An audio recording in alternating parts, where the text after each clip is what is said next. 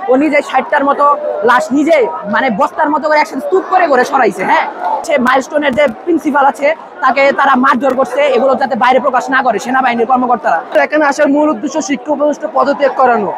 কারণ হচ্ছে যে আমাদের পরীক্ষা যে ক্যাটাগরিতে নেওয়া হচ্ছে, আমাদের খাতাগুলো সেই ক্যাটাগরিতে মূল্যায়ন করা হচ্ছে না। আমাদের খাতাগুলো টিকটকাররা মূল্যায়ন করতেছে, আমাদের খাতাগুলো আমাদের জুনিয়ররা মূল্যায়ন করতেছে। আমাদের যে ক্যাটাগরিতে পরীক্ষা সেভাবে যদি খাতাগুলো মূল্যায়ন করা হয় সেক্ষেত্রে আমাদের আজকে আন্দোলন হতো না।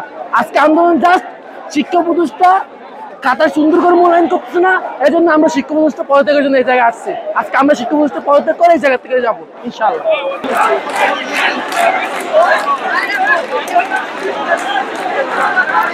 আমাদের দাবি হচ্ছে এই শিক্ষা উপদেষ্টা আমাদের সাথে কাল যে আচরণ করেছে, মানে এত বড় অ্যাক্সিডেন্ট হওয়ার পরেও সে আমাদের এই এসএসসি পরীক্ষা বাতিল করতে চায়নি। এমনকি পরীক্ষার শুরু থেকেই তার নানান এই ব্যাচের প্রতি মানে কি বলবো মানে অনীহা, এক প্রকার কঠোরই, যা বিগত 10 বছরে কোনোদিনই হয়নি।